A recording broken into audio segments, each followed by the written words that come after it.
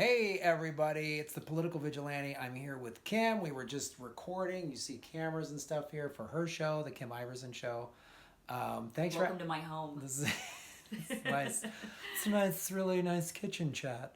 We couldn't do this in my kitchen because you'd see my Batman. I've got some clutter issues I gotta work on. I got a rice cooker I never use. Just like, anyway, that's that. We're not giving you cooking tips on this particular episode, but so you just had me on the show because you wanted to hear my story about losing my home and the banks and everything. Mm-hmm. What was the most informative thing for you about, or what did you not understand prior to either not just this interview just did, but when you watched my first video on it? Mm-hmm. What I learned the first time that I watched your video on your channel was the scheme, of the banks getting all the money and then they didn't give any of that money. They didn't pass any of that money on to the people that needed it the most. Mm-hmm. They kept it and then they just foreclosed on the homes and sold them for more profit. Yep. That to me was, that makes me furious, and I didn't really fully understand that before. Like I said, in the interview that you can watch, I personally, I haven't ever owned a home, so for me it wasn't something that I'd really thought about or understood. Mm-hmm. And I knew when the banking, when the crisis was going on, that it was bad. I just didn't fully connect all the dots. But your video definitely helped me connect the dots, and your story, I think, really does connect that for a lot of people who maybe were kind of bystanders. That's the whole point. That was for the reason. And thank you for having me on your show. Check it out. It's a nice, long, cool interview. Is because people, you read the article, and it's kind of what I've done throughout my life. I made a documentary of telling jokes in Afghanistan because most people didn't.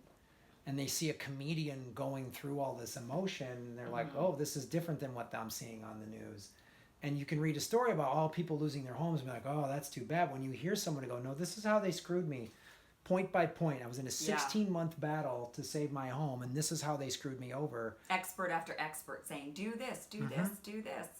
And, I know that my dad even kind of had similar sort of things go on, and where the banks were like, oh, we're going to do this for you. And then he does it, and then he finds out a year later that, oh, no, you weren't approved for it. Or so, it's like things like that. And, it's just heartbreaking to, it's terrible. It's terrible that they robbed people of all of this. And there's got to be some kind of, I just wonder if there's something that can happen, maybe with the next president, maybe a progressive president who can help you get your money back. I feel like you're owed so much money. They owe me money. Yeah, they do. They owe you money. They owe you a retirement. They owe me $1.5 million in real estate or cash. I'll take either one.